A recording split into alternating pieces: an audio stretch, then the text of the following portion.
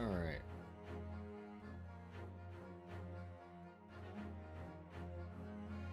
Okay, hello, welcome back. Great Ace Attorney Chronicles, Crunch here, and we are continuing off where we left off. Last where we left off, we have discovered that the victim had the missing book that one of the, it wasn't witnesses, but Bestowed? I think that's his name? I'm not sure. Oh, here, I'll explain more. I have considered the defense counsel's request for a further summation examination of the jury. And I have determined that the court must uphold the defense's judicial right to this procedure. So, counsel, you will now proceed with your second summation examination. I presume the jury is ready, Mr. Foreman. We are, my lord. Very good. In that case, I must ask each of you now to state clearly and concisely for the court the grounds on which you find the defendant guilty of this crime. Alright, here we go. So the second time now. The accused left behind evidence at the scene, didn't he? Those 3 books of his. If there was some novel alternative explanation about how the victim was stabbed, I might reconsider. Even if the woman was throwing books, it can't be related to this crime if the window was closed, can it? Dearie me, it was only a little book, hardly life-threatening, even with a direct hit. Look, I just want to get this over with. If I don't bring home some pay tonight, I'll be in a tiny bit of trouble. Come to think of it, we had a fire at home a while ago. It gave me the sneezes. Okay. Yes, considerably more tangible arguments from all members of the jury this time around, it seems. With one notable exception, of course. My learned student friend was unable to find fault in the previous witness testimony. So the court must accept the fact that it was indeed the accused seeing and fleeing from the scene. And moreover, no one else was even at the scene to commit the crime. Well, if the eyewitnesses are correct, it would seem as if the conclusion is somewhat set in stone. I fail to see how it can be argued any other way. That means I'm afraid that during this summation examination, it's essential that you establish some other tangible explanation for the facts. The old man in the jury doesn't even know he's in court, yeah. But how? What would even constitute a tangible explanation here? Isn't it obvious? Who stabbed the woman and how? Those 2 details are all you need to provide. Simply give us a name and a method by which the attack was conducted.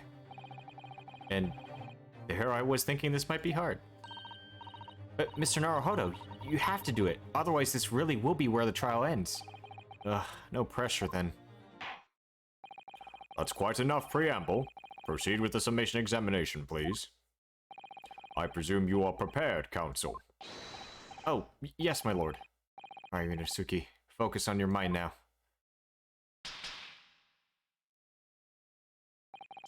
Clearly, the key to the summation examination is going to be juror number 4, the maid. Or should I say Miss Garadib? Oh yeah, that's right.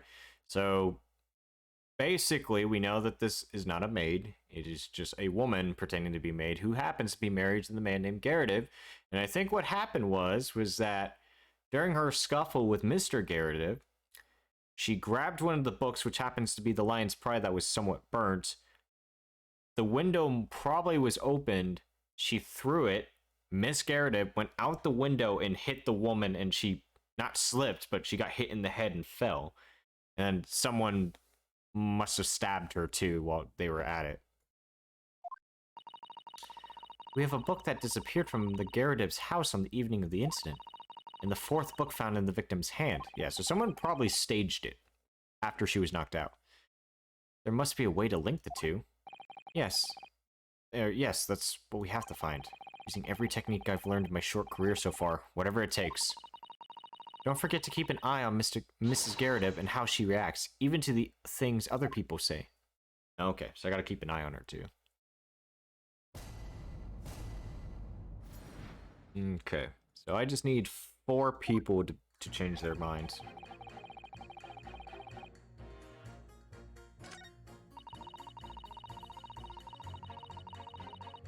Now let's press her. So, you might be willing to change your decision, you mean? Oh my, such a delight on your face, but I'm afraid I shan't be swayed by emotion.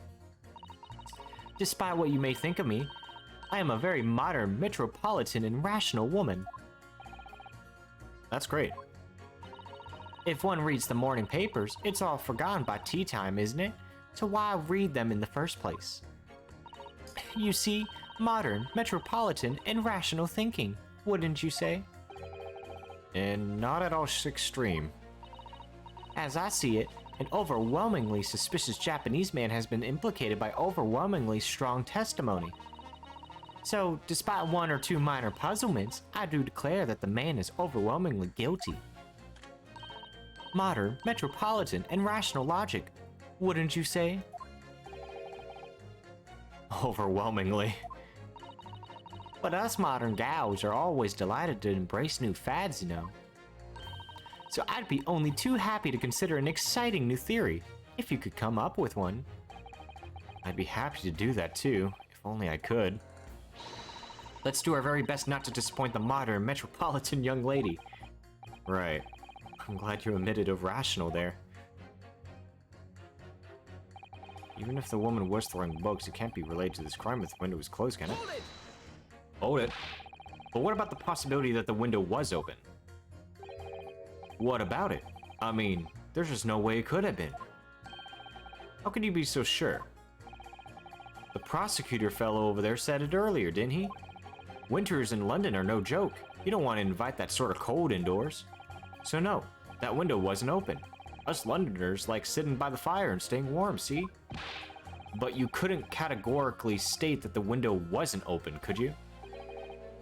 It just wasn't. They wouldn't have opened it. Then what's the point in even having windows, huh? Counsel, you will kindly refrain from childish bickering. Oh, sorry. Somehow I need to show there's an undeniable possibility that the window was open. Because this young man isn't going to budge otherwise.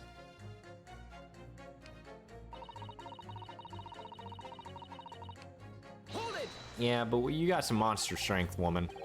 But the little book was on fire at the time, was it not? With flames of love, I'll have you know. There's really no such thing as a loving incendiary bomb. Well, he brought it upon himself. It's playing with fire to betray a fiery love. Isn't it? Well, don't you agree? Oh, well, any kind of betrayal is certainly a bad thing, yes. But I think the argument might have arisen out of your misunderstanding, Miss Garridev. Never you mind that. The point is, we were just having a jovial little dispute, nothing more. And I won't have any more of these suggestions that it was anything whatsoever to do with the crime. Right, well, we'll see about that. But what about juror number 5? He doesn't seem to be turning a hair at Miss Garridev's relentless onslaughts. It's almost as though he's used to it. Yes, that's probably why. What a gentle soul he is. Yeah, she keeps slapping the gentleman on her left shoulder, but he doesn't seem to be fazed. Yeah, probably because he's used to this.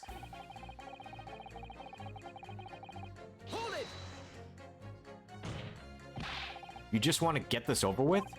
How can you sit there and say something like that? A man's future is at stake here. Well, him and me both then, like I said before. What? I told you already, I'm a day laborer, aren't I?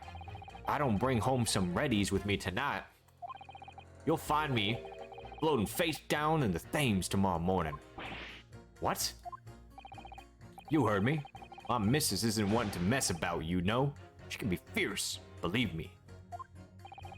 Another shining example of marital bliss, then. Situation like this cropped up the other day. It was, well, do you know, it's funny, but I can't quite remember. Sorry? It was too frightening. That's the thing. I must have blocked it out. Helpful. I wonder if Mr. Beat will ever be dragged into the Thames by his scarf. Don't even go there, Miss Susato. There must be some way to jog his memory about this.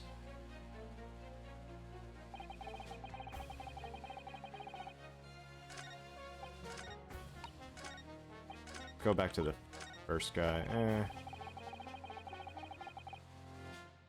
Yeah, we'll just do that real quick. But as we now know, there were 4 books, not 3. Well, what difference does it make? There's every possibility that the 4th book, in fact, belongs to the defendant's landlord. Yeah? That's the part I have a problem with. Sorry? Well, at the point the woman was stabbed, this landlord fellow was at home, wasn't he?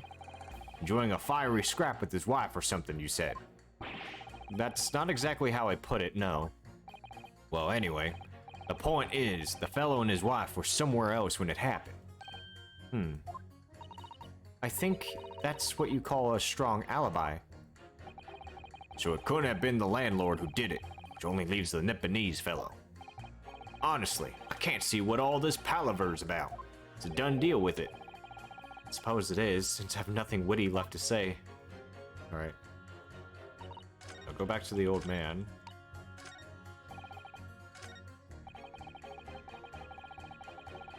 Hold it!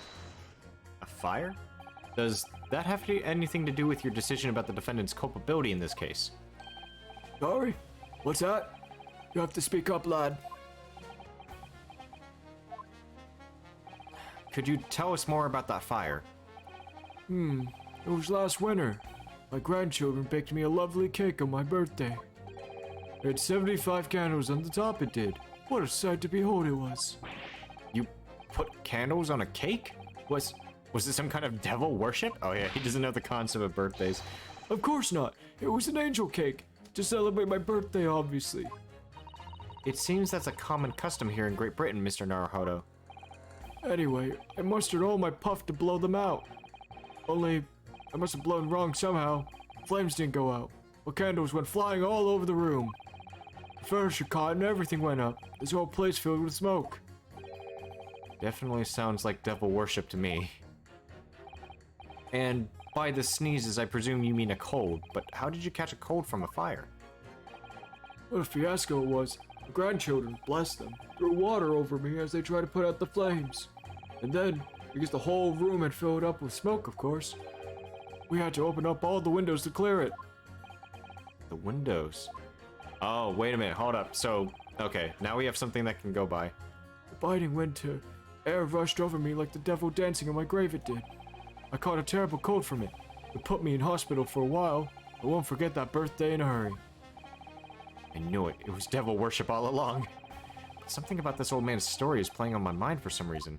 Okay, so he just gave us a hint that there was a way for the window to be open because there was a fire going on. So obviously they were going to open the window to let the cold in, or I guess, I don't know what logic that is, but yeah. We need to demonstrate who, apart from Mr. Natsume, could have attacked the young woman on the street, as well as how he or she could have done it. Yeah, but once again, the jurors' statements are full of personal prejudice. A lot of them seem convinced they're right, even in the face of logical arguments to the contrary. I think you're going to need to pit them against each other to force them to accept an alternative explanation. Yeah. I don't necessarily need to find contradictions between their assertions, just a connection might do the trick. Alright, I'll see what I can do. If anything stands out, I'll go for a strike.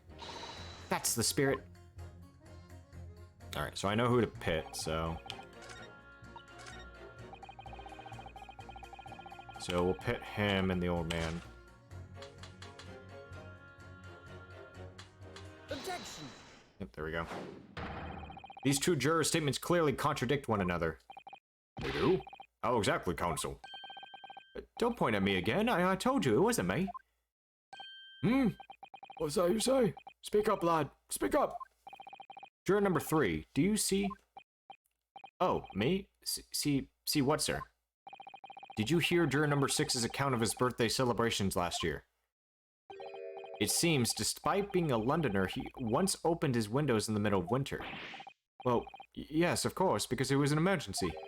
I mean, obviously, if the room was filled with smoke from a fire, then you'd be mad too. To open the...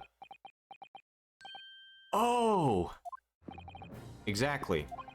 On the day in question, at the time of the incident, there was a fire in the Garrative household. And Mr. Garrett had the following to say about it. The whole place filled with smoke. Oh, my hat. Oh. Hello. Excuse me.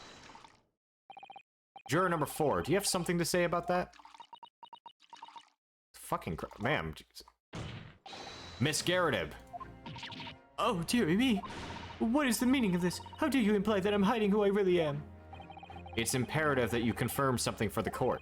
So please, it's time to drop the pretense now. What is it? When the fire started in your house that day, did you or your husband open the window? What? I beg your pardon? What are you insinuating? The room would have been thick with smoke after the carpet and bookcase caught fire as they did. In a situation like that, it's inconceivable that you wouldn't have opened the window. And what if we did?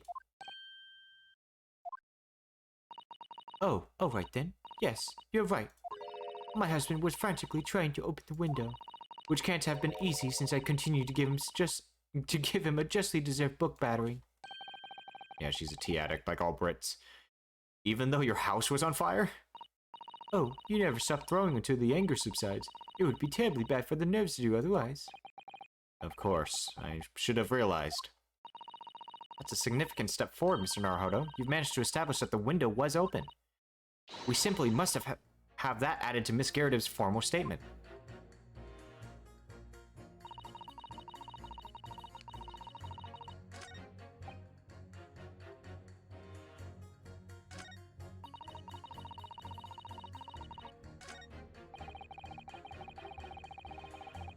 The window could have been open.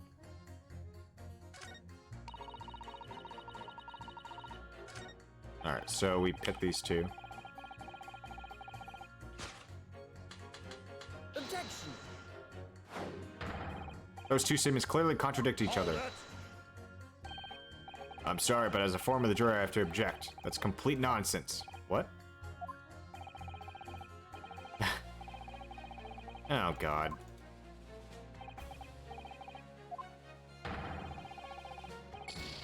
Bruh. But she just admitted that the window was open. Then you can decide where the contradictions really lie, if there are any. Okay.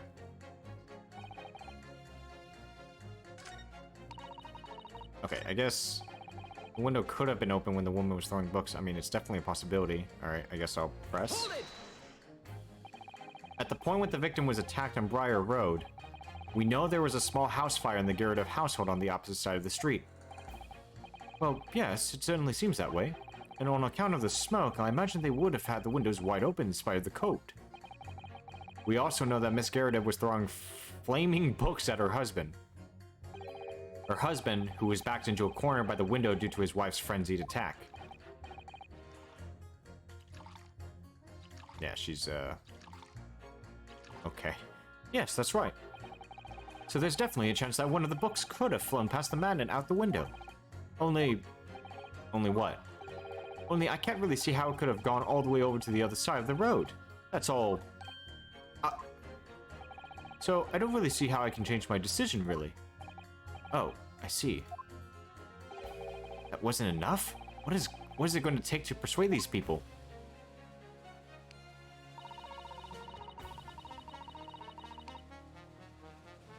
Hold it. Alright, I guess I'll press her. The fourth book found at the scene of the crime shows very obvious signs of fire damage. And the title of the book is The Lion's Pride. The same title, in fact, as the book that Mr. Garrett told us he had been reading. Well, I really couldn't say.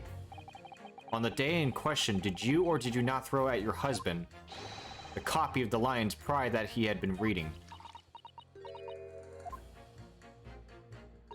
I did. It was the first thing I would lay my hands on, so I hurled it straight at him. And now you come to mention it, yes.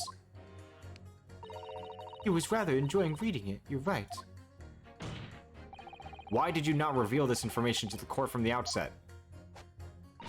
Because I couldn't, you insolent little man. I didn't remember. At times like that, you pick up and throw whatever you can lay your hands on as well as you know. I really don't. I barely noticed I was throwing a book, much less the title of it. Why are Excuse you me. shocked? Yeah, excuse me, why are you... What is it, juror number 5? You know something? I've remembered what it was. That memory I blocked out. It was listening to what this granny was saying. Brought it all flooding back. Who are you calling a granny, you cheeky devil? I'm Miss Gerda, or the maid, I'll have you know. The man doesn't even flinch. Please tell me that's not because he's so used to being hit all the time. It was about 2 weeks ago now. I just got back home after work, like. Put my hand in my pocket for the wages I just earned that day, and I nearly died. There was a hole. Every last penny had dropped out. Oh dear, what a disaster. You haven't heard the half of it, boy. Oh? The wife was cutting up some chicken at the time. I could hardly get the words out, but told her straight, I've lost the day's wages, love. Next thing I knew, the blade was whistling past my ear, stuck it into the wall next to me. It did, about an inch deep. No words, just terror. I could smell it then, you know? That god-awful stench of the Thames. I was sure I was going to end up face down in the muddy banks that night, I can tell you. Now, that's a real disaster, isn't it? I'll never use the word lightly again. Anyway, the point I'm trying to make is this. When women lose their rag, they'll throw anything at you. Knives, hatchets, hammers, you name it. Mr. Hodo, you mustn't think that all women are so short-tempered and unrefined. No, I wasn't thinking that. Throwing household objects at people is, well, it's so uncivilized. At least attack with honor, using a bow or the like. What? Attack? Who are you going to attack? Never mind. Anyway, this man's words could be rather significant, I think. Why is domestic abuse so ubiquitous in Great Britain? I don't know, man. Alright, well, we'll come back to the bow and arrow thing later if I dare.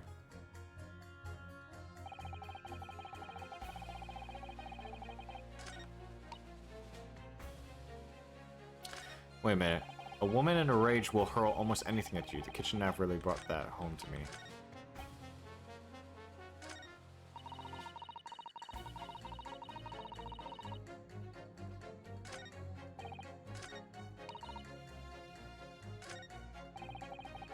Let's press on that.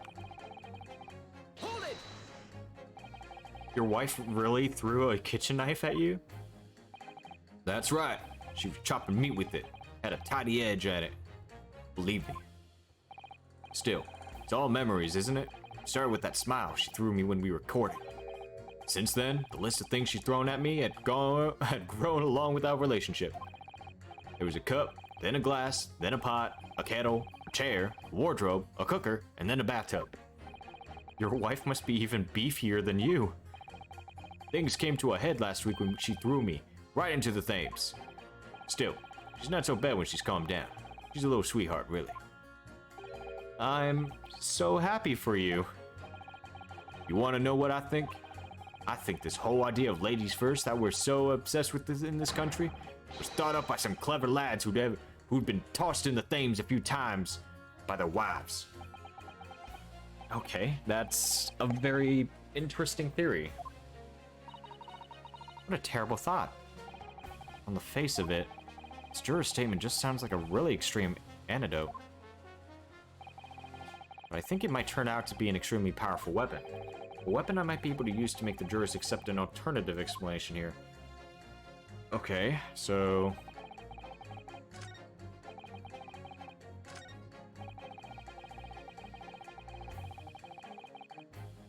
Okay, so I guess I'll hit him.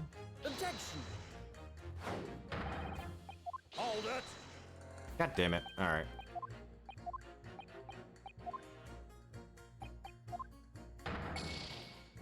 My bad.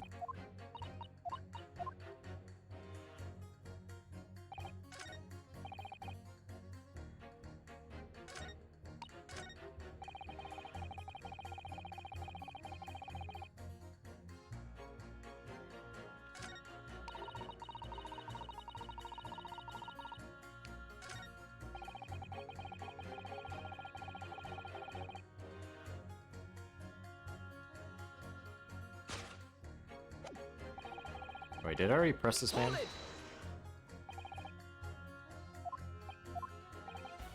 Oh yeah, that's right.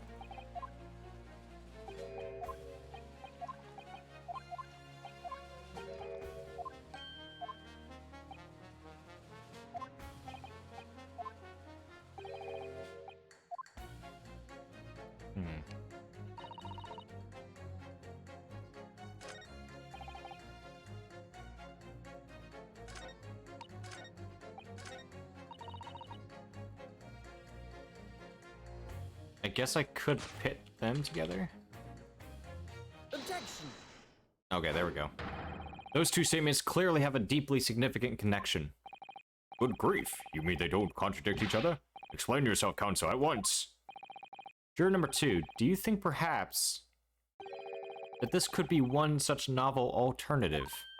Oh my, whatever do you mean? An alternative explanation as to how the victim was stabbed in the back. What are you talking about? We've demonstrated that the fourth book, The Lion's Pride, that was found at the scene of the crime, originated in Mr. Garrideb's room on the top floor of his house. Therefore, it's equally possible that some other object besides the book could have found its way from the Garrideb household to the street below. Eh? What's that now? After all, Miss Garrideb could have thrown any number of different objects at her husband. Isn't that right, juror number 4? What are you insinuating now, you little beanpole? I'm beginning to think that ever since the true origins of this book came to light, perhaps she's had a feeling this might be what happened. Now you listen here, you Eastern Gala. As the foreman of this jury, I demand a straight answer.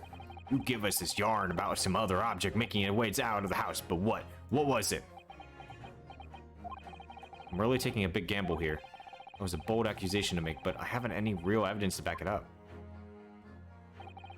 I'm certain that at the very least this warrants further investigation. Alright, Mr. Foreman, I'll try to explain the defense's theory. The other object that found its way from the Garrideb's house, which is the scene of the crime, was...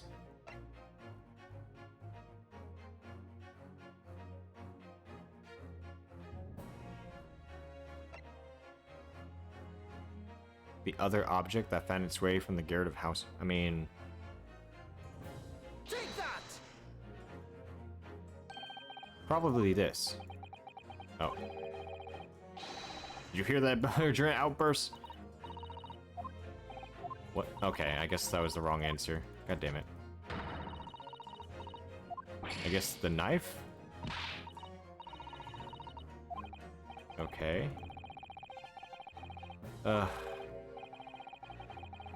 Long should have put... Okay. I mean, the only other object is this, so I guess the jackknife? Take that! Juror number 4, Miss Garrideb. What? What now? She looks so cute when she's angry. I must apologize in advance for this. But I need you to confirm something else for the court. This knife. Have you ever seen this knife before? Good Lord Counsel, what on earth are you doing? That's the weapon that was lodged into the victim's back, man. My lord, remember that when the victim was attacked, Mr. and Mrs. Garrideb were in the throes of an argument. Miss Garrideb was hurling anything she could at her husband, who had been backed up against the window. A window that had been opened to clear the smoke, and through which a book sailed to land at the crime scene. You can't seriously think that the book was found in the victim's grasp. Are you saying that it flew out of the window and across the street to land neatly in her hand? Huh. Even my missus hasn't gotten an aim like that. Yes, I admit, there are many details we don't yet understand. But that's the point. That's precisely why we must not allow this trial to end. Not right now. Oh my. Oh. Miss Garrideb, you answer. Your answer, please. Have you seen this knife before or not? Oh, Oh, okay. Oh, she fucking fell from her seat.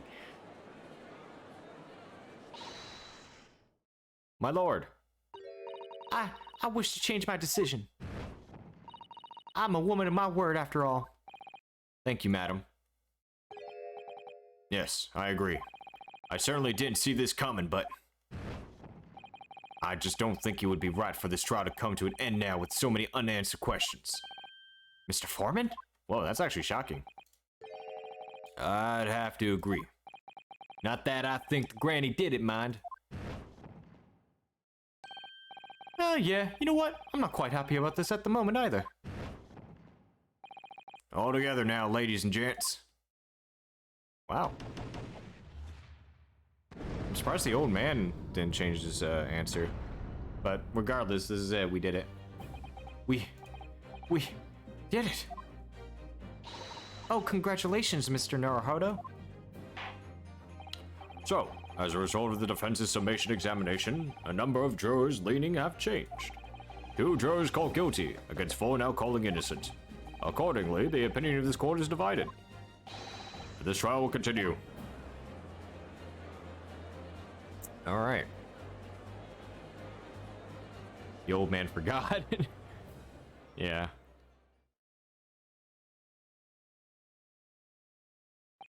Now then, Lord Van Zieks, how does the prosecution wish to proceed? Fuck me. Fucking piece of shit. This trial is rapidly descending into a farce.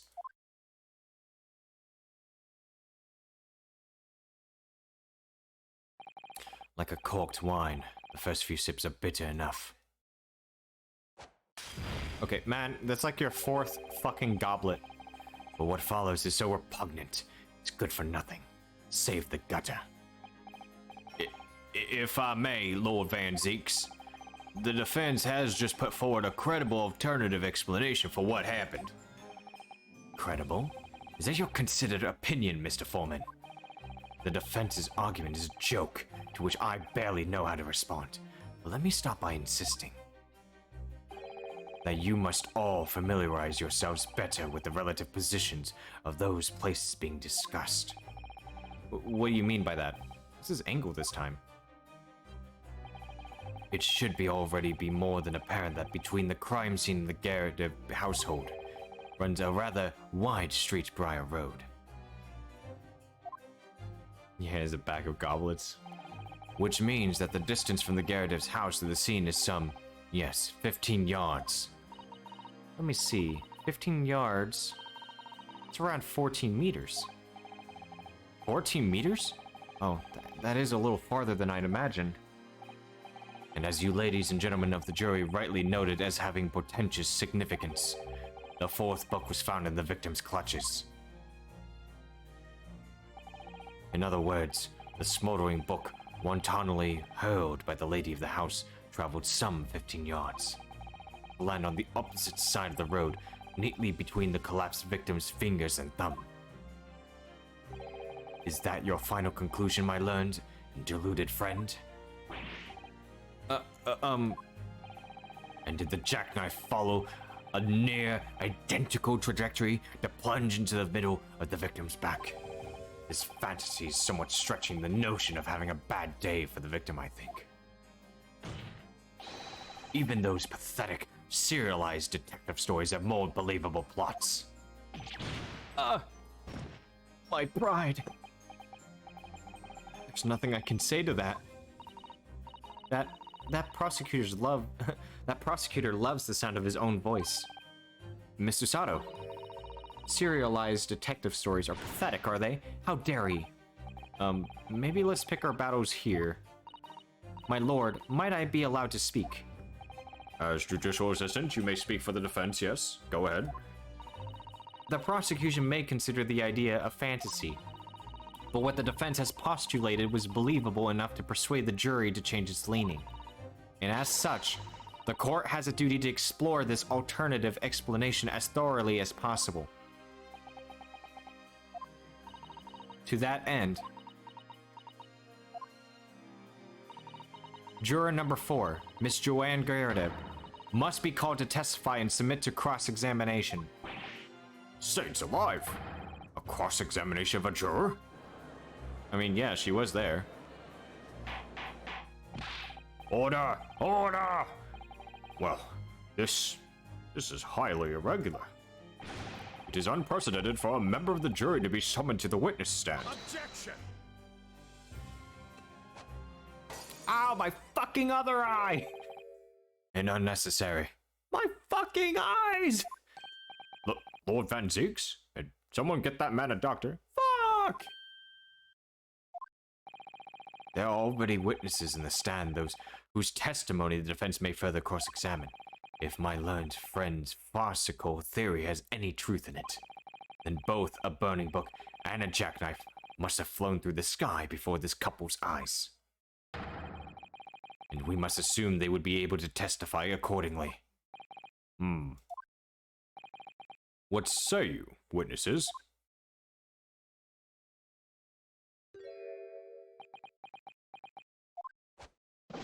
Yes, sir. Constable Rolly Beat reporting for duty, sir. Well, good morning, officer. Shouldn't be allowed to be a juror in this case in the first place. Yeah, I don't think... Well, I think the reason why they put her on the jury is because they didn't know that her little, you know, squabble with her husband would be a part of this. Like, no one thought about it. So, it is a bit weird and odd to add a juror to be a witness now. And that also, I think, taints the, yeah, it taints the jury as a whole. But, oh well. Sorry for dozing until now, sir. I haven't slept for a month on account of a villain who appeared on my beat, sir. Oh, they are so heroic, these London bobbies. Patricia, my darling, I've been neglecting you, but no more. Oh, Rolly, my hero, you make me swoon. Very well. I hereby reject the defense's request. Oh. And order the witness in the stand to testify again. State forthwith before the court any details pertaining to the defense's alternative explanation of events. Yes, sir. Okay. So if we can find a contradiction, then we can probably bring up Miss Garadev. This case has nothing to do with Mr. and Mrs. Garadev. Believe me, a London Bobby is good for his word. You see, sir, the windows on the top floor of the Garadev house are top hinge casemates. Obviously, if anything had been thrown out the window, we would have seen it. I did leave the scene to go and fetch help, but my trusty Rolly was there to make sure nothing was disturbed. Didn't you just say he fell asleep on the ground? I didn't take my eye off the crime scene for one moment, sir. Nothing strange to report on that front, sir. Okay, well, first off, they didn't live on the first floor. They lived, I think, on the second floor. The first floor is kind of like the basement floor. Well, this is quite startling. Top hinge casemate windows. That detail was not in the police report, Constable. Yes, sorry about that. I, must have been a little drowsy. You cannot excuse your sins with drowsiness every time, Constable. No, sir. Sorry, but what exactly is a top hinge casemate window? And you cannot excuse your ignorance with such trite remarks, my learned friend. Of course. Sorry. I found it, Mr. Naruhodo. Cast your mind back to the windows in Mr. and Mrs. Garadeb's room. Alright, I'll try. So the window opens in order to allow air to circulate the house. But as it's a top hinge casemate window, it swings open along the upper edge, you see. Oh. Well, what about the bottom one then? I'm glad you've rectified your ignorance.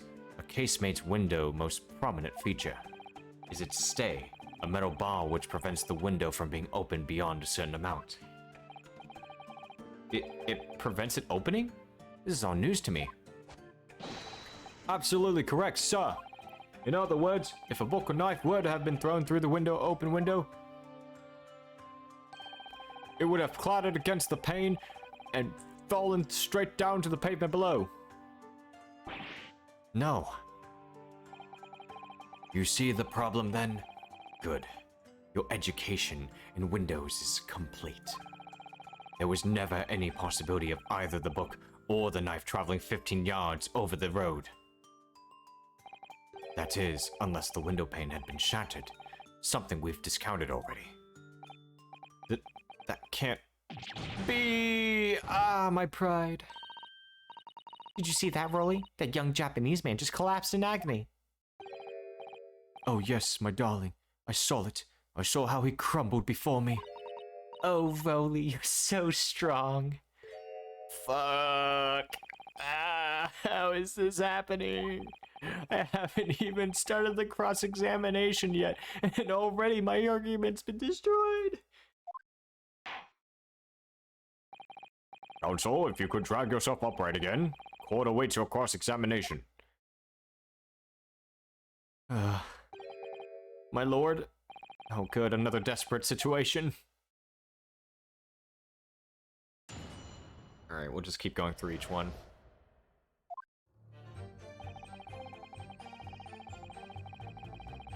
Hold it! How can you say that for certain? very good question, sir. And the answer is this. It has the noble founding principles of the force written on it as a reminder to us, all policemen, of our sworn duty. He showed us that before, didn't he? Did he? I can't say I remember. To patrol the streets of London town and uphold the peace of the common man. It's what the job's all about. And that is why I can't stand here today beside my long-suffering wife and tell you all Bobby's good for his words. Okay, I'm starting to think that maybe this guy isn't actually a Bobby, because... Yeah, well, from the start, his uniform is all fucked, so I kind of want to see his actual book. While rubbing my tired eyes admittedly, sir. Oh, Rolly, you're so manly.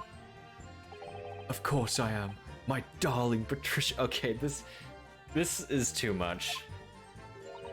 Oh, Pat. Oh, Rolly. Okay, their eyes are weirdly sparkling. That's alien. No, none of this is what I meant. I meant, how can you say for certain that this case has nothing to do with Mr. and Mrs. Garrett? Oh, I see, sir. You should have said so earlier, sir. Yes, well, so could you answer the question? That was a waste of time then. Absolutely, sir. I will answer it to the fullest of my ability, sir. There's a surprisingly reason why Mr. and Mrs. Garrett's domestic dispute can't be related to this case. But before I get into that, sir, just one thing. Yes? I'd very much like you and all your countrymen to understand the great British institution of Scotland Yard. So I hope you'll take back some tales of us London Bobbies and how we uphold our guiding principles. I wasn't planning on going back just yet. I've only just arrived here. So to that end, sir, I'd be happy to lend you my warm card for your perusal. But I must warn you, you won't be able to get through it without shedding a few tears. Thank you, I'll try. Okay, let's check this out real quick.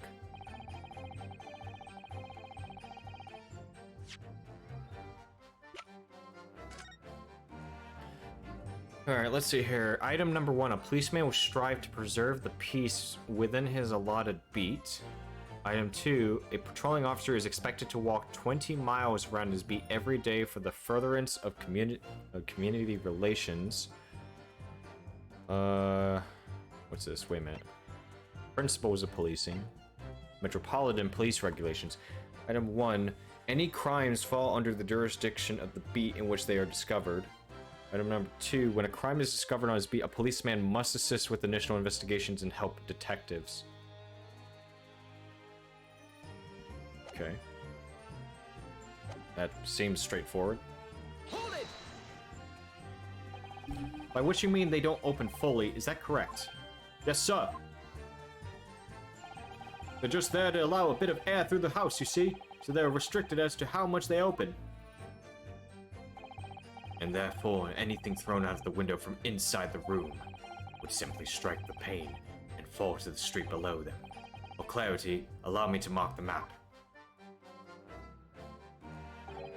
Here is the location where objects would have fallen. Yes. Directly opposite the scene of the crime on the other side of the rather wide road. Would it have been so hard for somebody to have mentioned this top-hinge casement thing before? Well, I have another question for you, Constable. And what would that be, sir? How do you even know? Why would you have any idea what sort of windows Mr. and Mrs. Gyarados' house is furnished with? Oh, well, sir, that's very simple. You see, I helped with the investigation yesterday. Excuse me. Yeah, why are you laughing? Do you have anything to add, Miss B? Sorry. You look, well, delighted. Is there some particular reason for that? Oh, I was just remembering. That's all. We really were so lucky. Lucky? What do you mean? Well, of course I feel terrible for the poor woman who was attacked. Don't misunderstand me, please. But we were just so lucky it didn't happen on Rolly's beat. It was so close, you see. Oh? I hadn't realized. Oh yes, that street, Briar Road. That's the boundary between Rolly's beat and the next one. Isn't that right, my love?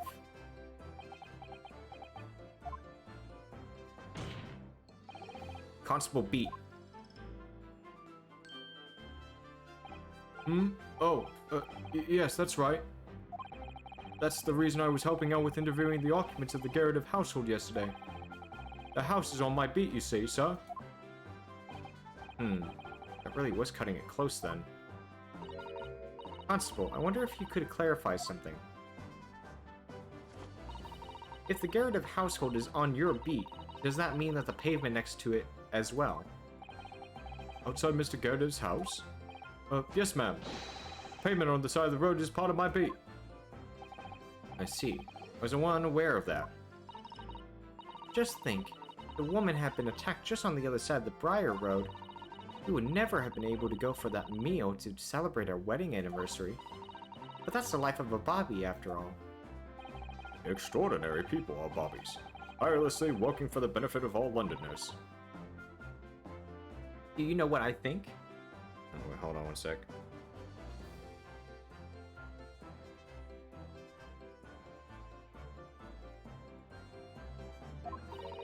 I think it was the good Lord's way of rewarding my Rolly for all his hard work. Don't you think so, my darling? That must be it, Pat. My love, that must be it. I think perhaps we should make sure we have that information officially on record. Leave it to me, Mr. Naruhodo. I'll take care of it immediately. Pavement where the victim was found lies just outside Constable Beat's beat, border of which runs down the middle of Briar Road. Okay. And now it's my turn, I think.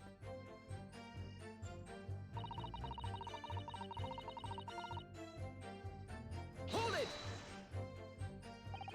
But according to my notes here, the sun had gone down already and it was dark. Oh, but Rolly and I were strolling along, gazing at the night sky and looking for a lucky star. Sorry? The star that will guide us to eternal happiness. Can't it guide you to answer the question? If a flaming bolt had cut across the sky in front of us, it would have lit up like a shooting star. And if I'd seen a shooting star, I would have made a wish upon it. Let Rolly be an inspector, I would have said, 3 times at least. Of course, what with the smog and everything, we couldn't actually see any stars. In short, are you trying to say that neither a book nor a knife crossed the sky before you? Yes, sir. That is correct, sir. As sure as the night sky in London is starless, sir. Certainly seems like they're telling the truth. And then we saw the poor woman fall to the ground, so we ran straight over to help her.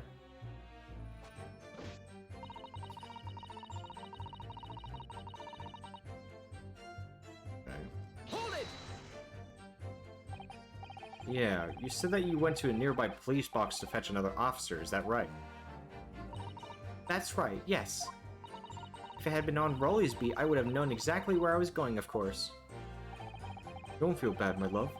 Can't be expected to know the location of every police box on every beat. So Rolly told me the way. Only, I sort of got a little lost on the way. Patricia, my darling. That's why I love you. Your terrible sense of direction is bewitching to me. Oh, Pat. Oh, Rolly. Oh, I'm sorry, what? Did he just compliment her fucking lack of direction? Okay. Oh, please.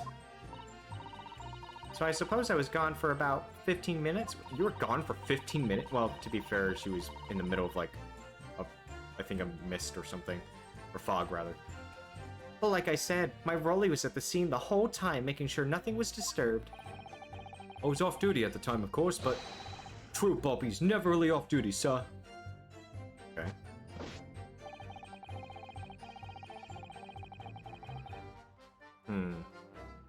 Are you sure you were watching? Nothing to report. That's correct, sir. I had my eyes wide open the entire time. Never looked away for a second. No one else approached the scene, and nothing was removed from it. I can swear to that of the yard's honor, sir.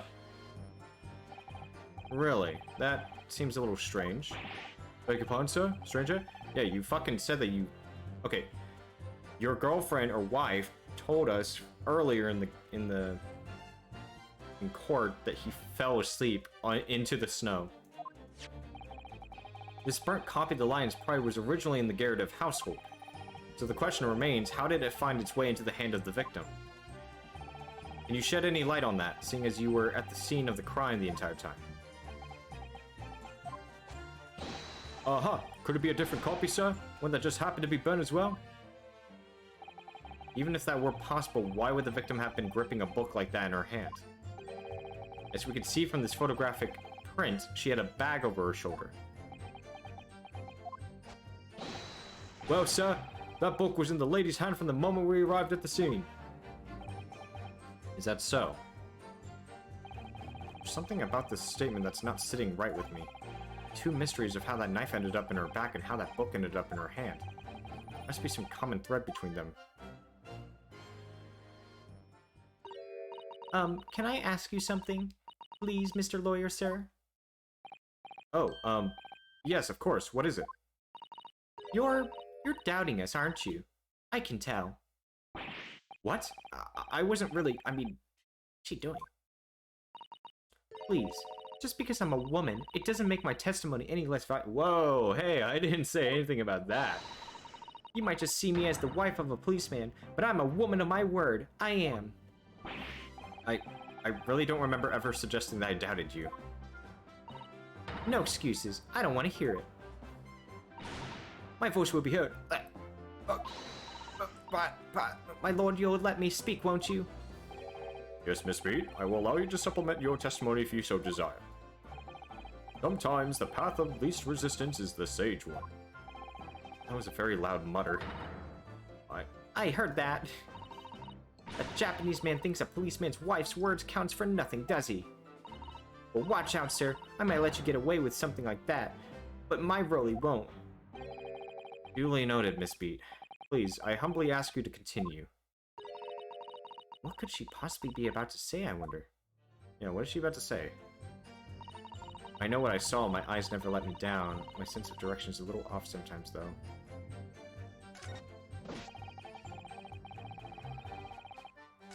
Okay. Yeah, wait, let me press that. Miss Beat, nobody is questioning what you've told us. I saw what I did that evening. I saw it clearly. A little Eastern man with the whiskers and the funny curved the funny curved back slinking away from the scene. And I know what I didn't see as well. I didn't see any flaming books or knives flying through the sky. All very clear. You also mentioned something about her having a poor sense of direction. Oh, yes, well, that's a little embarrassing, really. I'm always ending up at the wrong place when I've made arrangements to meet Rolly. He gets ever so cross. Are you okay, man? Excuse me. Constable Beat, is there a problem?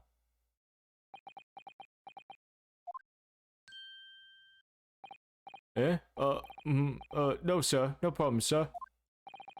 Did your wife's remark just now bring something to mind, perhaps? Oh, well, in a way so, yeah. I was just remembering that the same thing happened that evening is all. You mean Miss Beat lost her way on the night of the incident? Well, you see, I sent her off to find a police box in the next beat over from mine, but she was gone a fair bit longer than what I was expecting. I thought she'd be back inside 10 minutes, but my darling was gone a good 15. Oh, Roly, you're such a tease. But the reason I was so long was because of the bouquet, silly. The bouquet? Sorry, what bouquet are you talking about? Oh, it was a present for our wedding anniversary. Roly's so romantic.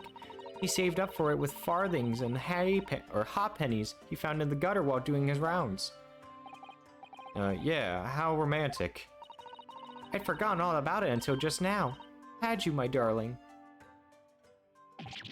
Oh! Oh, yes. But that was just between us. No talking about it to anyone else, darling. You have to promise. Really? Oh. What was that all about? Constable Beat looks very obviously troubled during the exchange. I'm afraid I can't offer any useful insight, Mr. Naruhodo. And I'm quite sure of one thing. We have to ask Miss Beat about the bouquet. Miss Beat, this bouquet you just mentioned. I'd like you to add details about it to your testimony, please. Oh, really? Yes, I'd love to.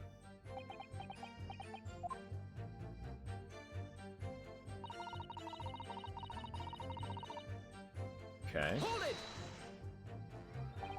You mean you dropped the bouquet at the scene of the crime? Yes, that's right. Oh, I was so upset. When we ran over and saw there was a woman with a knife in her back, I was so shocked I dropped the bouquet Roly gave me. It was in a dark spot where the streetlights weren't casting any light, so I didn't notice at first. And then you went to the police box to report it to the policeman whose beat it was on. Yes, and I came back to the scene together with the other constable you see. That's when I spotted my bouquet again, but the funny thing was when I went to pick it up, it was nowhere near the victim's body at all. In case you need reminding, Miss Beat, the victim is not deceased. I was all flustered for a moment before I heard a voice calling me from the other side of the road. Your husband, presumably? That's right, silly me. I'd gone over to the wrong side of the street. Although, I'm going to blame the bouquet this time. I can't think how it got there. I really can't. The bouquet somehow moved from one side of Briar Road to the opposite. Curious indeed. Isn't it? But the worst of it is, I forgot to pick the bouquet up again when we left the scene. That beautiful rose Roly bought me, with that change from the gutter he spent so long collecting. By bouquet, do you perhaps mean this sorry solitary rose? Oh, yes, that's it. That's the bouquet Roly bought me from our anniversary, with old bits of change he found in the gutter. Maybe just call it a rose. Tell us, Lord Van Deeks, where did you come by the flower? According to the report by the police officer in charge of the crime scene investigation, it was found on the edge of the pavement in front of Garrett's household. Around the Garrett's house? Although it wasn't unnoticed until the morning as it lay where the street lamps cast no light. It was believed to be of no relevance to the case, since it was found on the opposite side of the thoroughfare. Yeah, he's reading an overscript. Oh, thank you, sir, thank you. Could I have it back now, please? No, I think for good measure this rose should be added to the court record as evidence. Oh. But it's a symbol of our love. I want it back after the trial. Do you hear me? I want it back. Good grief, yes, rest assured that I shall do my very best not to forget, Miss Beat.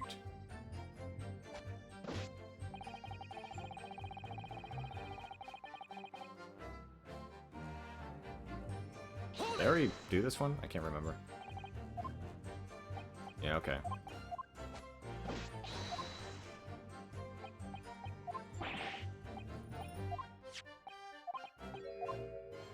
Yeah, I already gone through this.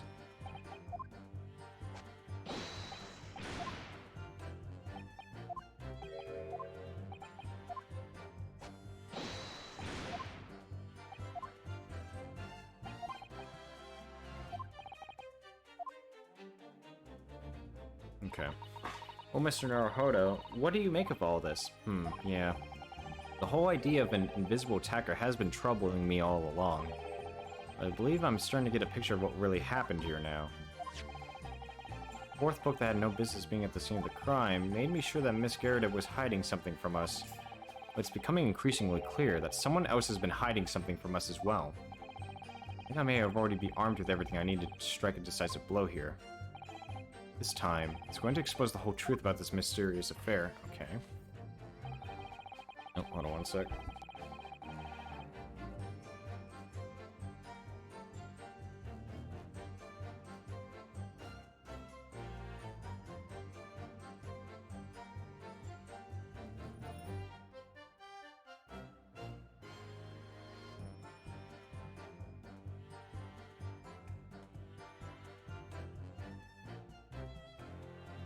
Alright, so unfortunately, I'm gonna have to get going, because I have to go and drop off my buddy, or take him to drop off his car and then bring him back, so I might come back, perhaps, but we're gonna save it right here for now.